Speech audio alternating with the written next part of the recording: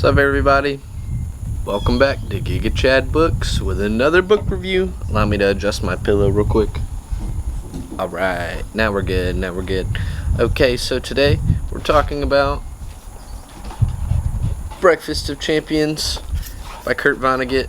So this is my, I meant to grab my other one, but this is my second Kurt Vonnegut book that I've read. I read Slaughterhouse-Five last year off of a recommendation from somebody else. I absolutely loved it.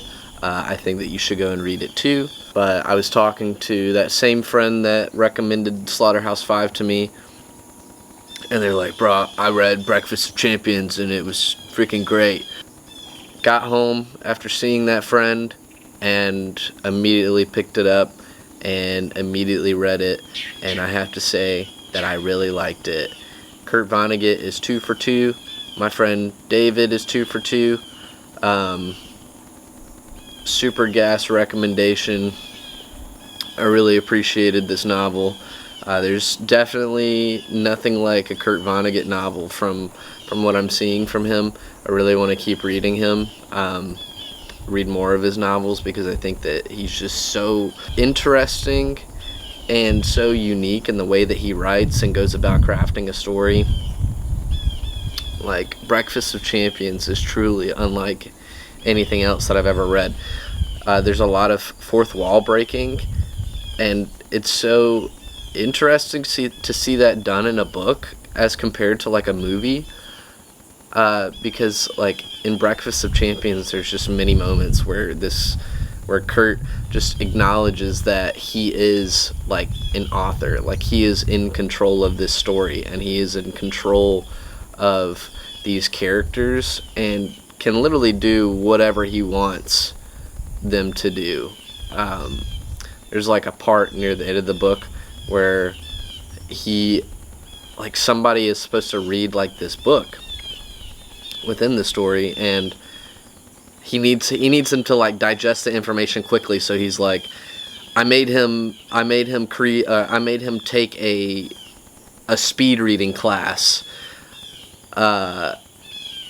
like at an earlier point in his life, so then he could like speed read the book to get to the climax as quickly as possible. It was really funny. And he literally puts himself in the space of these characters. He puts himself in scenes with them. He interacts with them and has conversations with them, and just watches these things unfold that he creates within his mind, that he creates within his writing. So it's super cool that like he is literally a character in this book, and he is like the creator of this story. It's like he's playing God in a sense. But this is such a unique book. It was a super funny book. There's a lot of mentions of pornography, I guess, which was just really funny. You follow this author named Kilgore Trout, and like he just can't get shit published unless it's literally in like a pornographic like magazine, and it's just really funny because there are a lot of examples of Kilgore Trout's stories or novels in this, and like the premises of them are just so dang like absurd and stupid, and it's just so funny because like there will be this super absurd and like almost childish kind of story where you're like, what am I even reading? And then it's just accompanied by like pictures of naked women. So it's just a funny thing. There's a bunch of little pictures in this book that are drawn by Kurt Vonnegut, and they really just make the book so much more fun to read. They're just funny little drawings, and Kurt has an interesting drawing style as well, and I love how whenever there is a picture, he'll be like, there were these things on planet Earth called a blueberry. This is what it looked like. And then like it's like a drawing of a blueberry, but just like not even poorly drawn. I actually really like the drawings. I think they're super great. Oh, forgot there's a picture of a butthole in this book. But there's just all these kind of little drawings in there that I really loved.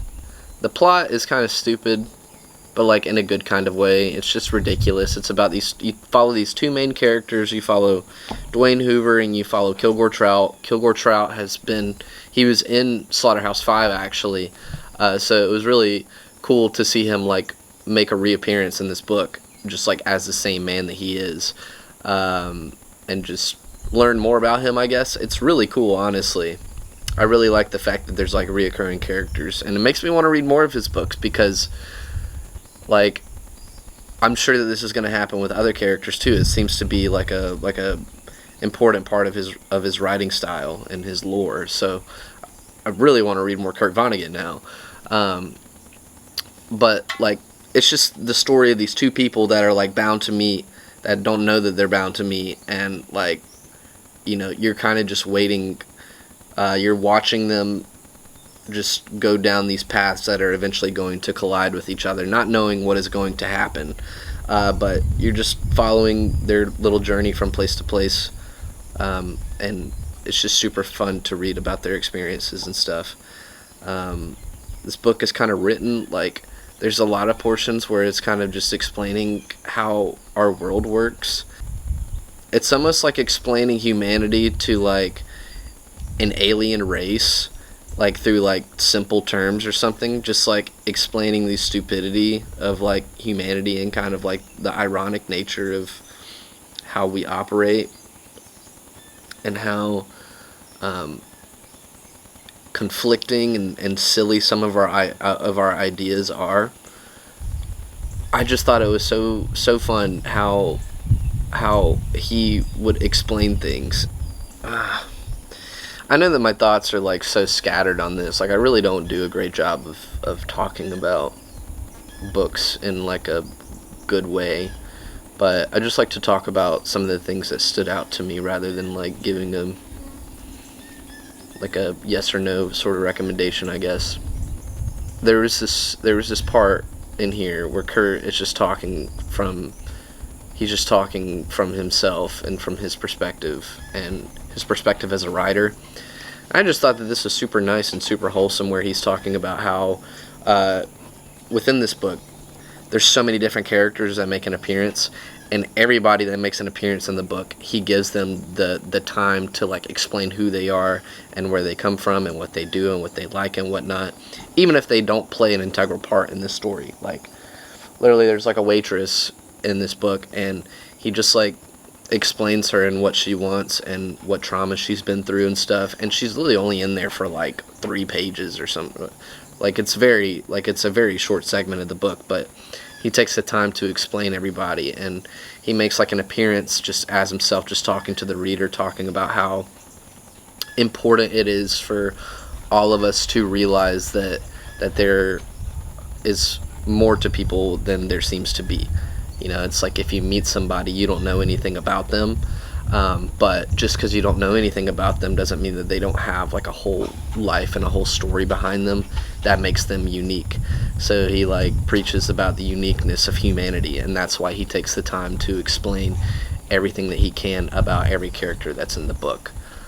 I thought that was a really cool moment. It definitely stuck with me. I also think it's really cool, like, this is still just about kind of like his purpose in the book as an author, and there's just so much like background that he also gives on himself, because like he bases these characters, some of these characters that he has, off of people that he knew in real life, such as his mom or his dad or like somebody else he knew. Like, there's a dog in the book that is based off of a dog that he knew in real life. It's super beautiful stuff, and he like injects that into the book. He talks about the influences that the people and the things that had influence on his characters and stuff. Like, he talks a lot about his dad in this, and I thought that was really cool and really vulnerable, and I really enjoyed that, because you just get more insight into Kurt Vonnegut as a person, and you get to know like his struggles and stuff. And I thought that was super awesome, because like not only do you get to learn more about the characters and like how they were created, but you just get to learn more about the author and the person behind the book. This book is so like all over the place, but like not in a bad way, and not even in like an unfocused sort of way. Like it never like kind of loses focus of the story and what is happening. Like the pacing is great, but it's just like there will be like the story will be unfolding, and then he just like interjects himself into it, or he starts talking about something else that's like completely random, but like it all seems to like have a purpose. It's just like boom, boom, boom, boom, like all these different things going on, but it all stays like somewhat kind of grounded, um, but it doesn't lure away from what you wanna read. I really, really, really, really enjoyed this book. I really want to read more Kurt Vonnegut. I think if I'm going to pick up anything else from him right now, it'll probably be Cat's Cradle. Yeah, Kurt Vonnegut is super, super unique and super interesting and very fun to read. This is such a fun book for me to pick up. I think that Slaughterhouse-Five, I don't know. I think that this is honestly better than Slaughterhouse-Five. Slaughterhouse-Five is much more of a traditional, like, sort of book, I would say. But Breakfast of Champions is truly unlike anything I've ever read. Um, I just really love the presence of this book and the author's presence in it. And I enjoyed the story, and I enjoyed all of the characters and all of the funny remarks and all of the little pictures. Let's get more pictures in books. You know what I'm saying? That would be fire. I truly, truly enjoyed this one. I think that you will too. I see no reason why you wouldn't. Just be prepared for some raunchy humor. There's definitely some, some weird stuff in here, but it's not so bad. It's a super great book. I really loved it. But yeah, that's all that I got to say, man, about Kurt Vonnegut's Breakfast of Champions. One more time for the people at home. I'll be seeing you guys soon. I hope that y'all have a good day and all is well in your lives. Thank you for watching. Thank you for subscribing, if you're subscribed. But thanks for existing, because I think you're pretty cool. Yeah, I'll see you guys later. Goodbye.